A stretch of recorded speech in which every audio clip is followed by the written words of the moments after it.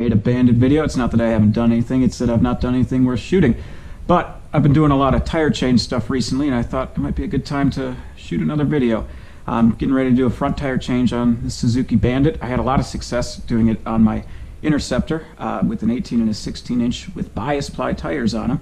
And I thought this one was going to go pretty easy with the Bandit, and I found out real quickly that's not the same case with some Sport Touring 17 inch much wider radial tires. They're a hell of a lot stiffer, and I struggled with that one quite a bit. I did give up. I actually drove to a Cycle Gear that told me they couldn't change it, and I came back home, did a lot more research, and figured out how to do it. So now I'm going to do the fronts. So I'm not really going to call this a how-to video, though I am going to try to show how I've done it, but a how-to is going to get right to the point. I'm going to go over some things that I've learned.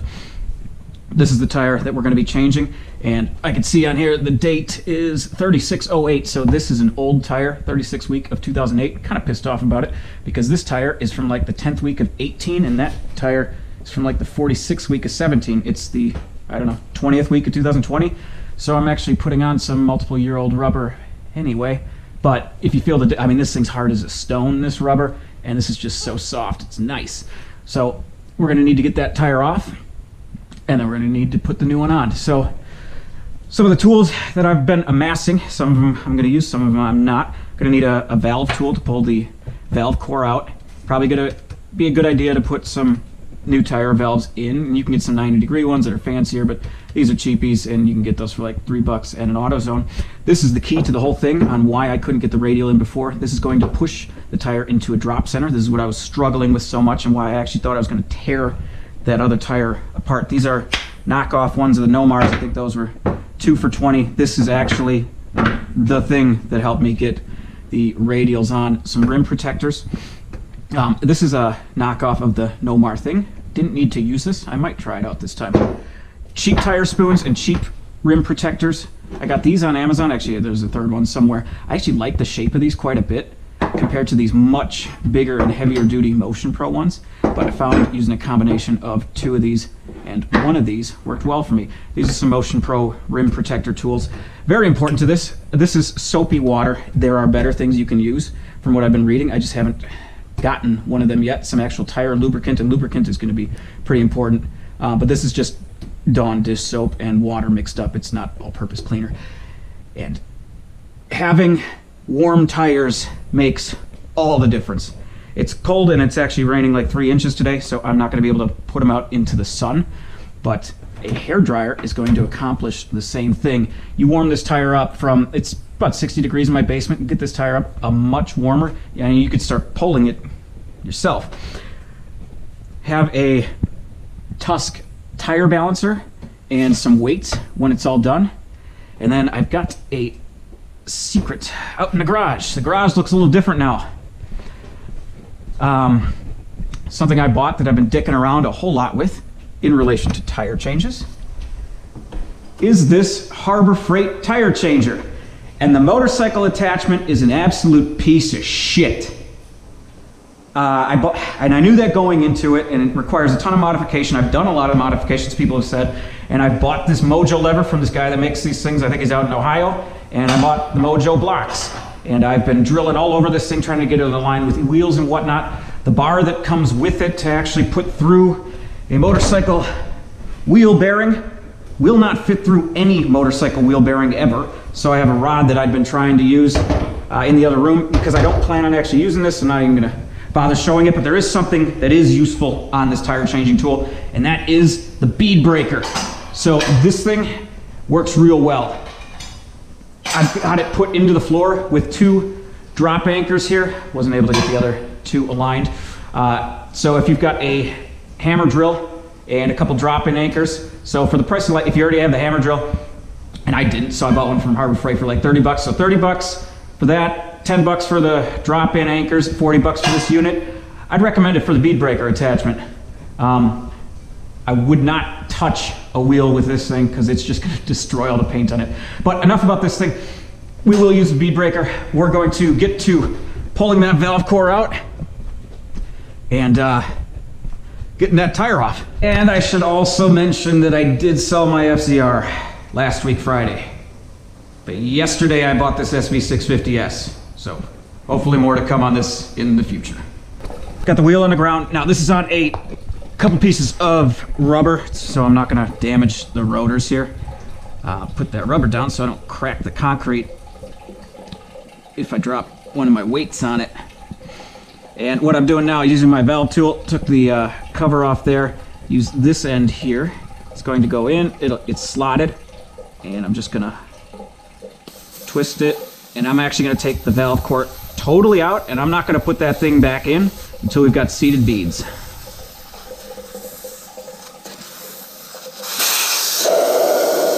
So there's the valve core. We're gonna have a new one to put in, but that's what they look like. Alright, so now we're gonna break the bead on this tire, and we gotta do it on both sides. You can see I already loosened it a bit and got it on one side because the GoPro decided it wanted to take a shit when I just did that. But I'm gonna do it again because we have to do it in several spots on each side to fully break it. So what I'm gonna do is put my lever in, and I've got it on this blanket here, this Harbor Freight blanket, if it isn't obvious by now. I'm kind of a cheap person, which is why I'm doing all this, instead of taking it to a shop for 35 bucks a piece to have them mounted and balanced. So I've got it there. I want to keep it off the lip of the rim, and when I push down, there we go. All right, so the first one was much harder, and it makes a nice big popping sound.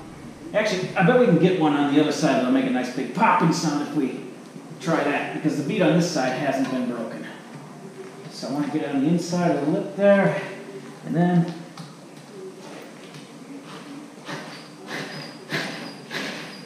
there it is. All right, and then the rest of them are easy. Just go around and pop it on the entire thing. All right, let's see if we can get the tire off the rim. Again, I would absolutely recommend heating this up in the sun if you have the opportunity. I don't, because there's a torrential downpour that is flooding my house. So pay no attention to all the dripping. That's not me pissing myself, not yet. That's just ambient noise. So I'm gonna put my, no, I'm not gonna put my rim protector under there yet. I'm gonna start soaking shit with my soapy water all over. I'll be real liberal with it. We'll get this over. And this is, I actually like this cheaper spoon better than those other ones. I'm gonna get under there.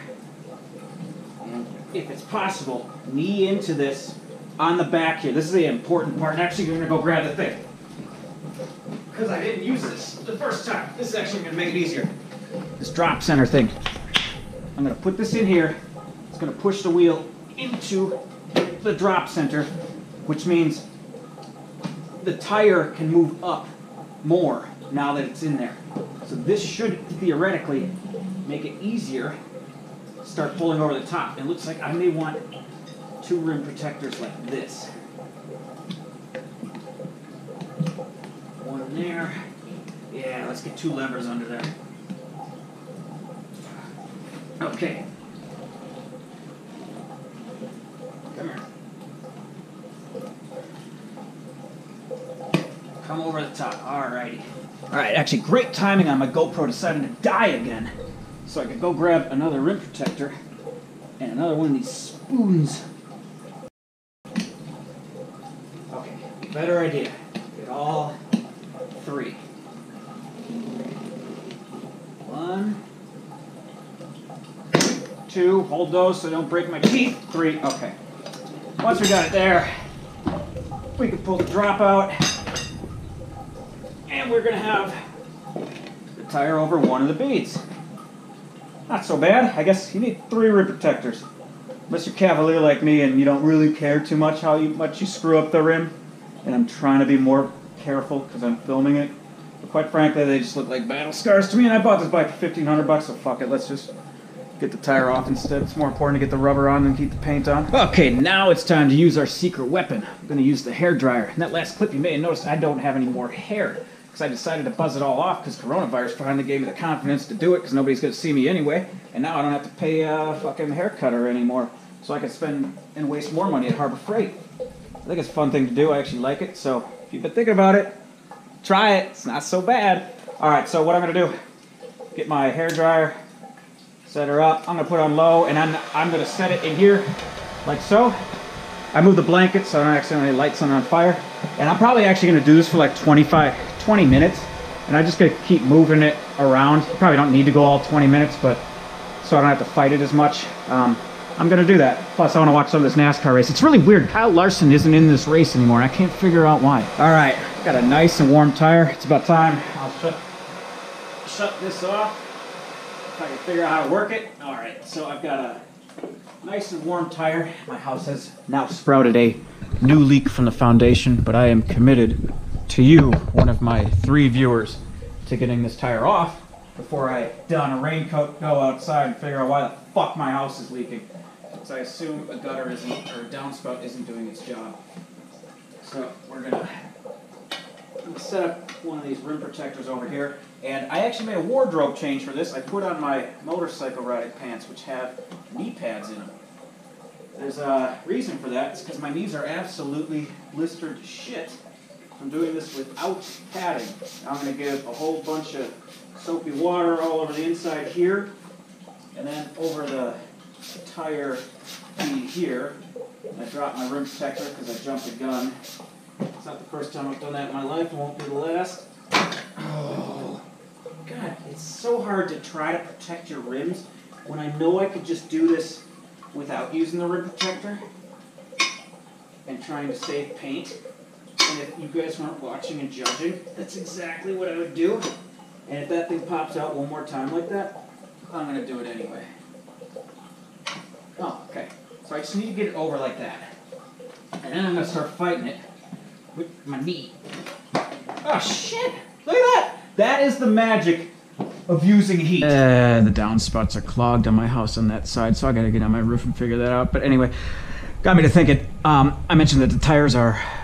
Did I mention the tires are directional? The tires are directional. They need to be mounted in a specific direction. The problem is on this wheel I couldn't see which direction was going forward.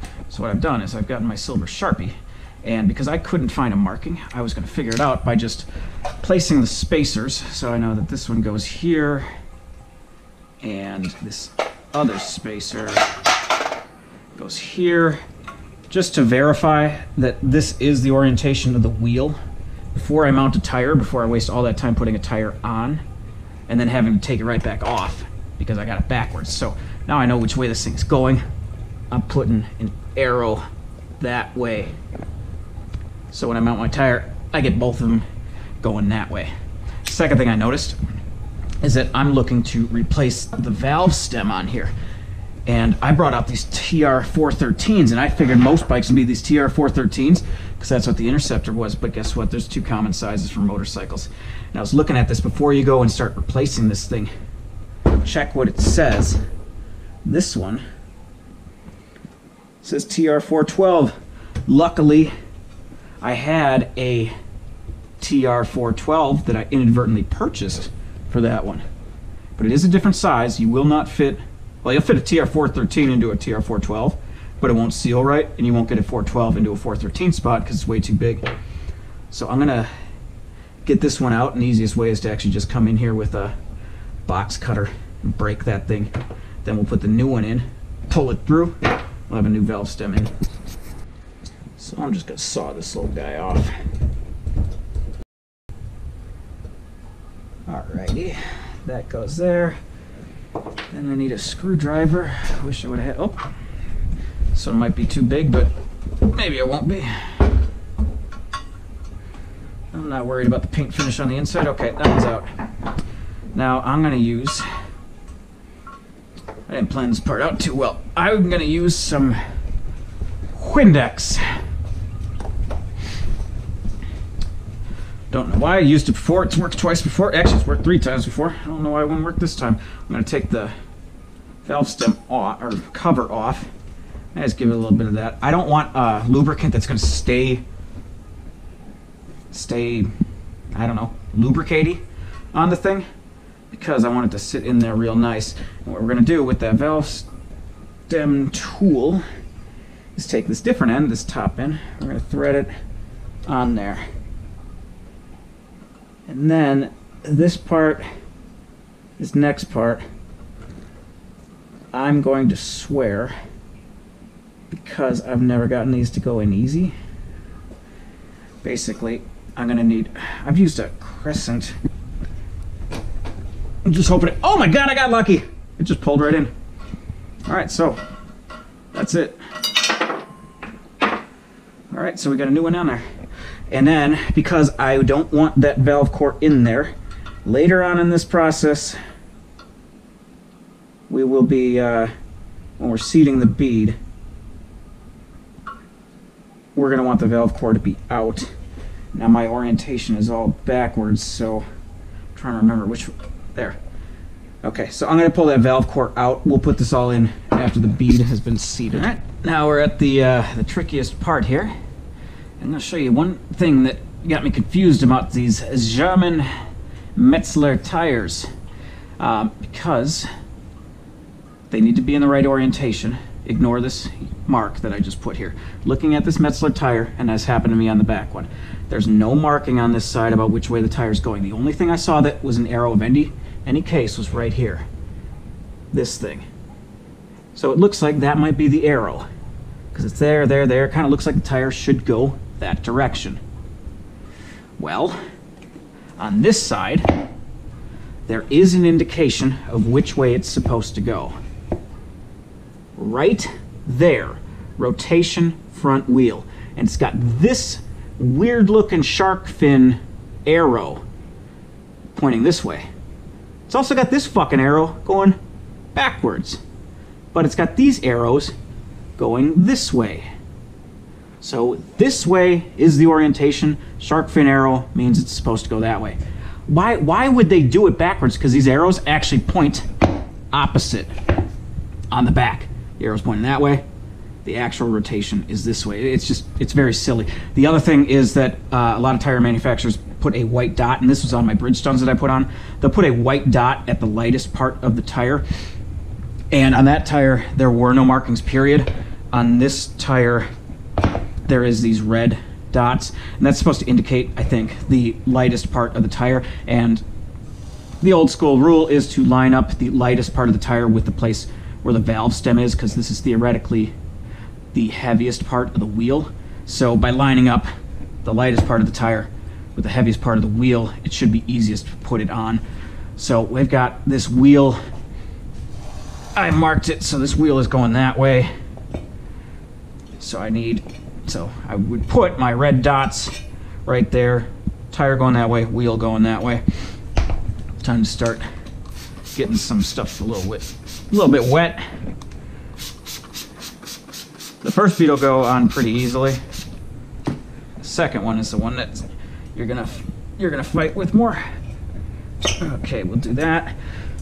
Grab two of these rim protectors, put them over the sides. And sometimes you can just get lucky and almost push the whole thing right over. Actually, I don't need to put those over, do I? Yeah, I do. Let's see.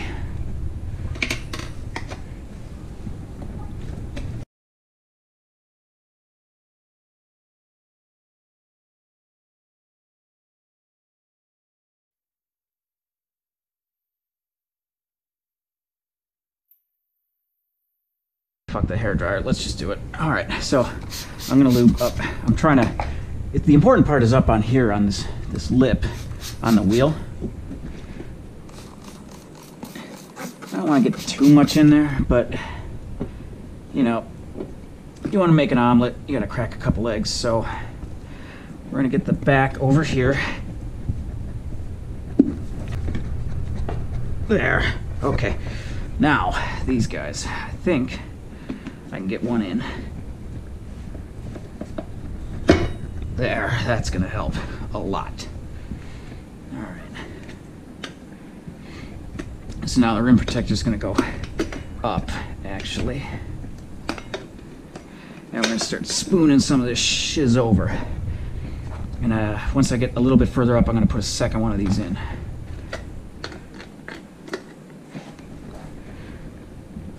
There, okay. So now I should be able to get this one much further over. There. So then my spot where I'm going to try to do the end of it is up there.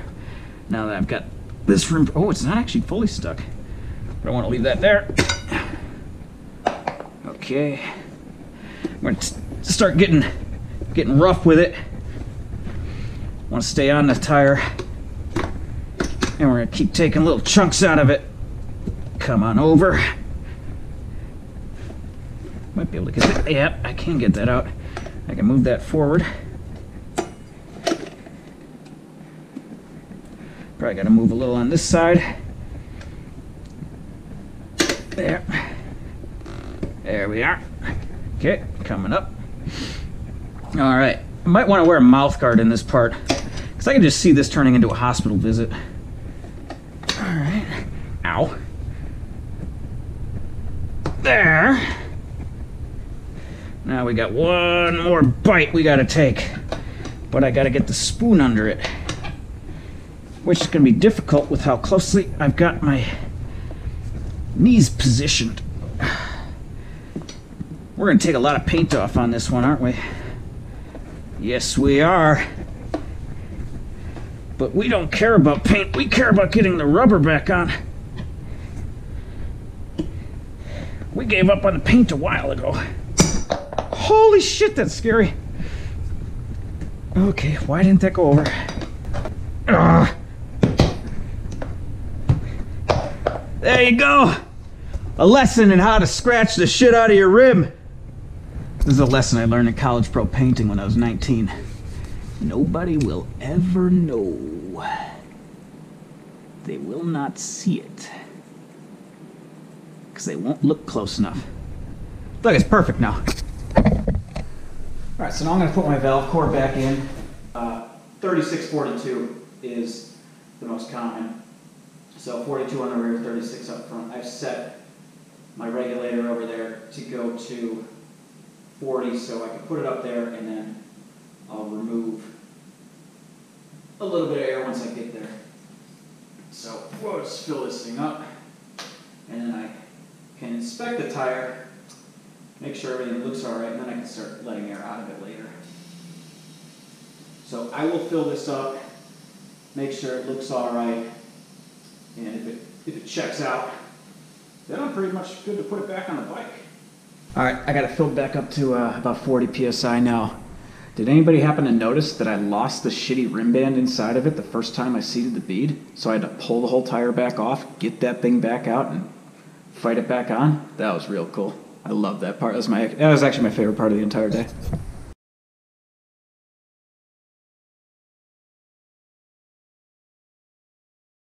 All right, so I've got the mounted tire up on my Tusk balancer. I've spun it around a couple times, and the valve stem keeps landing at about 8 o'clock. So what that's telling me is that the heaviest point right now is right here.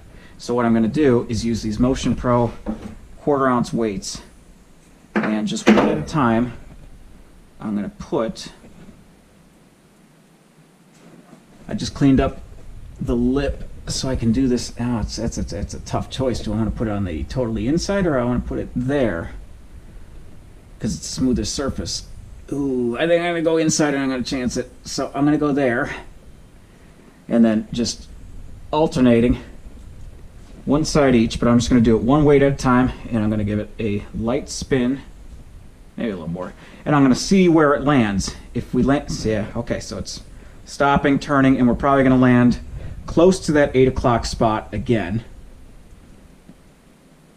I could slow it a little bit, and then I'll put another weight on the other side. And what we want to get is to where we end up landing at seemingly random spots, because that'll tell us that our tire and our wheel, actually our entire wheel assembly, is in balance. Much better videos on how to do this, so go watch one of those if you're struggling with this part. So that took a couple more weights than I was hoping it would take. These are 1/4 ounce weights I'm using, and I'd actually put on 7. There's 3 on each side now, and I kept landing right here when there was 7.